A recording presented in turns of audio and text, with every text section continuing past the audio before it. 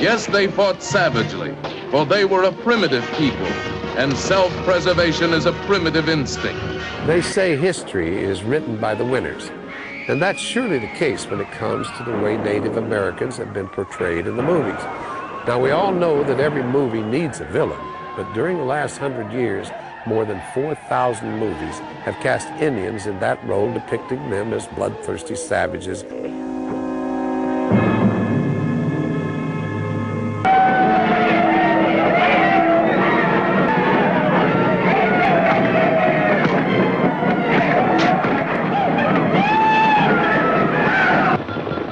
Scenes of peaceful wagon trains being attacked by marauding Indians were common plot devices in Westerns. I grew up at a time when John Ford and John Wayne and Randolph Scott et al. Were massacring Indians with single shots. Turn around, Dirt. That was in the late 40s, and I was in elementary school in Vallejo, California. Because of those movies, my brother and I were the only Indians in the neighborhood and in town and in school. We had to fight our way out of those theaters. Well, as children, that's who we saw. So we never saw our own image in its reality. And so we had to create our own image. From the time we were growing up, to be strong and proud of who we were was a joke. You couldn't do it. Indians run their dot-gum, dot-blasted sheep over our land just like they owned it.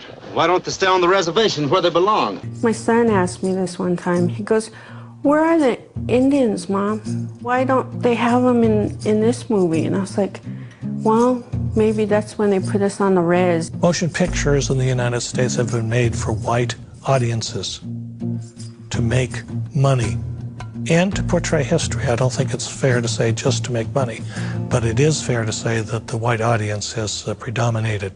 The white men of the West cannot and will not recognize the testimony of those Indians who slaughtered, massacred, and ambushed our parents. Tribes of the North meet at River Rock to once and forever wipe out all white.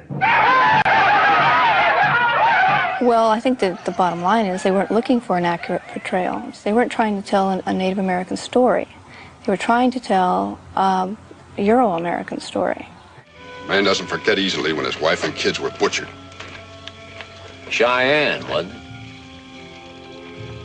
Cheyenne, Apache, Blackfoot Sioux, they're vicious killers, all of them. They ain't even human.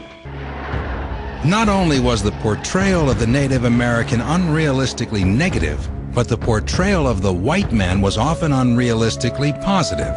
Ultimately, you have some contest between the white guy, who is the exemplar of the rugged frontiersman on the one hand, and Indians on the other, and the white guy beats him every time. He's better at being an Indian than they are. There's nothing a white man's not better at being than an Indian.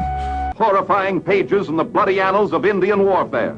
A vivid recreation, the day when a lost patrol found the garrison of Fort Bowie slaughtered to the last man. Tomahawk Trail is a classic Western formula. It talks about Indian ferocity. It talks about Apache atrocities. It shows essentially the American Army and American settlers outnumbered and threatened by an overwhelming force of Native Americans. Never have so few so bitterly avenged the victims of Apache savagery. It was just the opposite. Historically, we're talking about the Native Americans were overwhelmed by white population and settlement. But for the sake of the motion picture, and unfortunately to perpetuate the image of the savage Native American, history is turned around and modified to suit the formula. Thanks to Hollywood, this country refuses to face what happened to Indian people. It takes a blue coat to make a white man a soldier. But a Cheyenne is a soldier from the first slap on his bottom. War is his life. He's fierce, he's smart, and he's meaner than sin. And scalps to the Indians, Major, like your medals, and got them by the same means, killing. By ignoring the Indian and what we have to say, you are dooming your own country.